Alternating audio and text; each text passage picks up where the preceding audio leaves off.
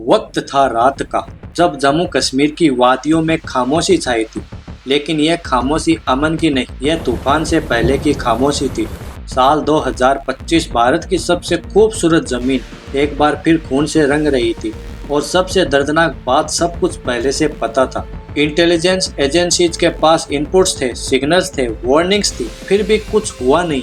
पहलगाम एक छोटा सा कस्बा, सहलापन में डूबे सुहाने दिन। यहाँ के लोग डर को अपनी आदत बना चुके थे, लेकिन इस बार डर एक नए रूप में आया। अप्रैल 2025 के आखिरी दिनों में बेसरण वैली में एक ग्रुप ऑफ टूरिस्ट अपनी जिंदगी के खूबसूरत पल जीने आया था। पहाड़ों की गोद में धुआं उठता चाय का कप, बच्चों की हंसी और फिर गोलियां। एक नहीं, कई 26 लोग मारे गए। उनमें से ज्यादातर निर्दोष, निहत्थे, निरपराध, सिर्फ अपने देश की खूबसूरती देखने आए थे। लेकिन यह हादसा आकस्मिक नहीं था। इंटेलिजेंस रिपोर्ट्स बता रही थी कि कश्मीर में घुसपैठ बढ़ रही है। मार्च और अप्रैल 2025 के बीच कई एजेंसियों ने चेतावनी दी थी, इनपुट्स दिए थे कि क्रॉस बॉर्डर मूवमेंट तेज हो रही है। फिर भी बेसरण वैली में उस दिन कोई सुरक्षा जवान नहीं था, कोई चेक पॉइंट नहीं, कोई अलर्ट नहीं। क्यों? यह सवाल सिर्फ एक परिवार का नहीं था, यह सवाल पूरे हिंदुस्तान का था। काफी बार ऐसा होता है कि इंटेलिजेंस फेलियर और कोऑर्डिनेशन फेलियर में फर्क होता है। पहली स्थिति में कुछ पता नहीं होता, दूसरी स्थिति में सब पता होता है, सिर्फ वक्त पर काम नहीं होता। 2025 में कश्मीर की दूसरी स्थिति थी। सुरक्षा एजेंसियों के रिकॉर्ड बताते हैं कि जनवरी से अप्रैल के बीच घुसपैठियों की संख्या पिछले 2 सालों से काफी ज्यादा थी। पाकिस्तान बेस्ड आतंकी संगठन लश्कर-ए-तैयबा और द रेजिस्टेंस फ्रंट ने अपनी स्ट्रेटेजी बदल ली थी। अब वो सीधे मिलिट्री टारगेट्स पर नहीं, बल्कि सॉफ्ट टारगेट्स यानी आम नागरिक पर हमले करने लगे थे। यह इंटेलिजेंस में क्लियरली था। फिर भी टूरिस्ट एरियाज में सुरक्षा की तैयारी उस हिसाब से नहीं की गई। और जब गोलियां चली तो सिर्फ लोगों की जान नहीं गई, गया वो भरोसा भी कि सरकार उन्हें बचाएगी।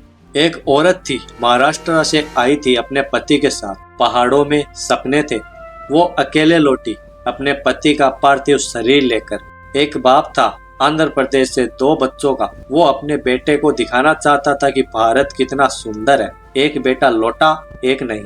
ये सिर्फ आंकड़े नहीं है, ये जिंदगियां हैं, ये घर हैं, ये वो ख्वाब है जो अब कभी पूरे नहीं होंगे। और जवान, वो भी सुरक्षा बलों के जवान जो बाद में आतंकियों को ढूंढ रहे थे, उन्हें भी कीमत चुकानी पड़ी। पहाड़ी इलाकों में सर्च ऑपरेशंस में कई जवान शहीद हुए। वो भी किसी के बेटे थे, किसी के पति, किसी के बाप। लेकिन यहाँ एक और दर्द था, वो जवान जो वहाँ थे ही नहीं जहाँ होने चाहिए थे।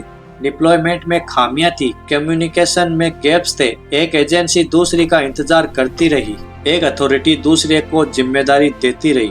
और इस बीच घंटियां बजती रही, अलर्ट्स आते रहे और तूफान आ गया। भारत की इंटेलिजेंस कम्युनिटी एक बेहद कॉम्प्लेक्स तंत्र है। Raw, IB, military intelligence, state police intelligence, सब अलग अलग काम करते हैं। कोऑर्डिनेशन जरूरी है, लेकिन कोऑर्डिनेशन के लिए भरोसा चाहिए, भरोसे के लिए पारदर्शिता चाहिए, और पारदर्शिता के लिए जवाबदेही चाहिए। 2025 में यह चेन कहीं टूट गई। कहाँ? यह अभी भी पूरी तरह सामने नहीं आया है, लेकिन सवाल उठते हैं और यह सवाल दब नहीं सकते, क्योंकि हर बार जब जांच होती है तो रिपोर्ट आती है और फिर वो रिपोर्ट कहीं खो जाती है, फाइलें बंद हो जाती है और अगली बार फिर वही होता है। कश्मीर के लोगों ने भी इसका दर्द झेला है। वहाँ के आम लोग जो रोज इस आग में जीते हैं, वो भी थक गए हैं। उन्हें न आतंकियों से प्यार है, न उन्हें हिंदुस्तान से नफरत। उन्हें सिर्फ अमन चाहिए, रोजी रोटी चाहिए, जिंदगी चाहिए। लेकिन जब बार बार खून बहता है तो दोनों तरफ का गुस्सा बढ़ता है, और इस गुस्से का फायदा उठाते हैं वो लोग जो कभी सामने नहीं आते। अक्टूबर 2024 में गगनगिर में कंस्ट्रक्शन वर्कर पर हमला किया गया, 7 मारे गए। अक्टूबर में ही सोपोर और गांदरबल में भी हादसे हुए। 2025 आई और घटनाओं की रफ्तार और तेज हो गई। इंटेलिजेंस फेलियर्स एक दिन में नहीं होते, वो धीरे धीरे होते हैं। एक इनपुट इग्नोर होता है, एक मीटिंग कैंसिल होती है, एक डिप्लॉयमेंट्स में देरी होती है, एक चेक पॉइंट हटा लिया जाता है, और फिर एक दिन वो सब एक जगह इकट्ठा हो जाता है। सिर्फ संवेदनाएं काफी है क्या? सिर्फ एक और कमेटी बनाना काफी है क्या? सिर्फ एक और प्रेस कॉन्फ्रेंस काफी है? या अब वक्त आ गया है कि पूरी सुरक्षा प्रणाली को ऊपर से नीचे तक एक बार फिर से देखा जाए, कोऑर्डिनेशन को सुधारा जाए, जवाबदेही तय की जाए और जो सिग्नल पहले से आ रहे हैं उन्हें सुना जाए। क्योंकि इंटेलिजेंस होती है, वार्निंग्स होती है, सिर्फ वक्त पर एक्शन नहीं होता। और जब तक एक्शन वक्त पर नहीं होगा, यह खामोशी तूफान से पहले की खामोशी ही रहेगी।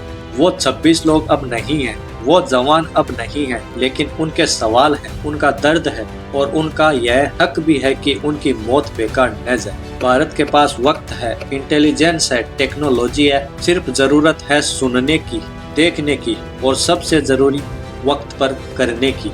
क्योंकि कश्मीर की वादियों में आज भी वो खामोशी है और हम सब जानते हैं यह खामोशी कभी टूट नहीं सकती। सवाल यह है, इस बार हम तैयार होंगे। अगर आपको ये जानकारी सही लगी तो चैनल को सब्सक्राइब करें और कमेंट जरूर करें। जय हिंद, जय भारत।